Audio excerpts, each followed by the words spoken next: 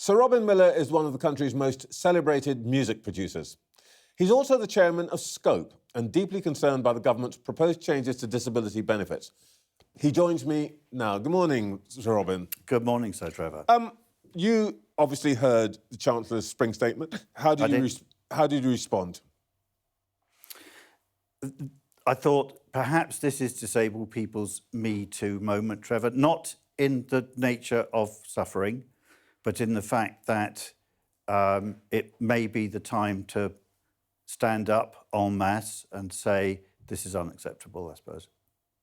Why do you think it's unacceptable? The Chancellor's got to make her sums add up, and everybody, I guess she would say, has to make a contribution. Yes, but it doesn't make economic sense, Trevor. We've been talking to government critically but politely for a long time now and making the case that £1 billion put into the right sort of support for disabled people into work, that means halving the disability gap, the employment gap, would reap a £17 billion reward for the government. And by the way, the Office for National Statistics agree and accept and have adopted those figures. I think this is about something else. I think this is about something that we've seen before, which is that when things aren't going so well at home, UK premiers have a habit of rule Britannia sabre rattling abroad, and the impact of that, of course, has been to say, let's increase the defence budget at the expense of the welfare budget, which of course shocks anyone who's ever supported the Labour Party in their lives. I mean, it shocks them to the core. If you said a Labour government are going to vote for guns, wars, planes, tanks, and cut welfare benefits, I think most people would be shocked, including us. One other thing, Trevor, if you don't mind, is that Rachel Reeves 2 or 3 times this week, they talk about ordinary working people. She stresses this phrase.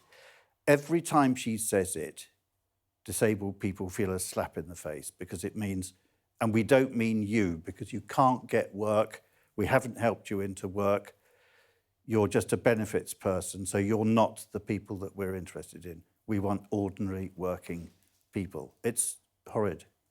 Is it your feeling, from what you've just been saying, that the 16 million people, disabled people that Scope aspires to speak for, feel in some way disrespected by what the Chancellor's put forward?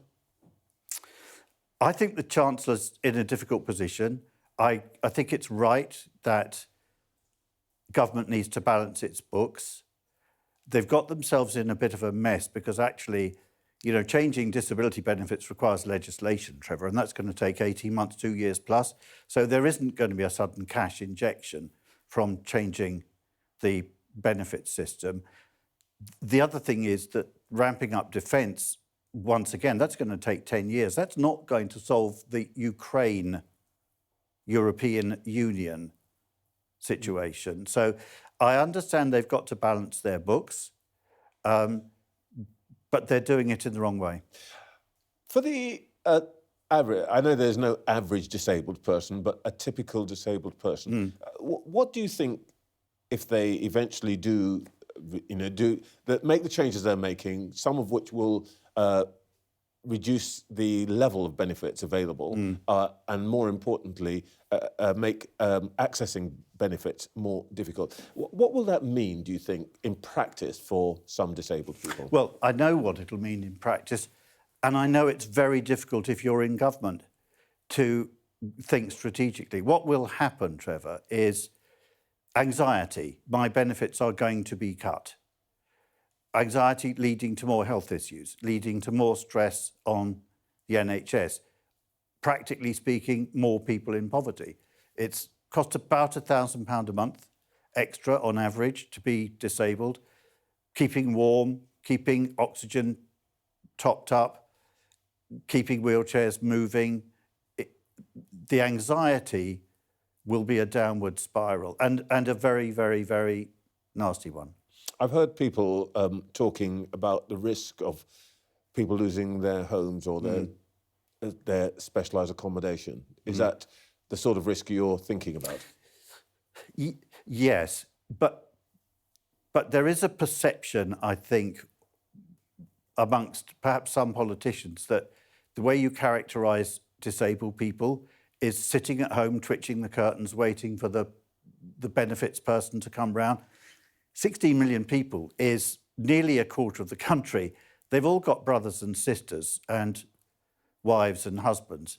It's half the country. It's half the country. It's most people's future. You don't get to, you don't get to 70 without having 2 or 3: mobility, cognition, eyes, hearing. Disability is everybody's future. So it's strange to think about them as other. It's us. And all we want, by the way, is to lead the same lives as everybody else. We don't want to be special. We just want the same lives as everybody else. And that means a job, a home. That's all. Robin Millar, thank you so much for your time this morning. Great pleasure.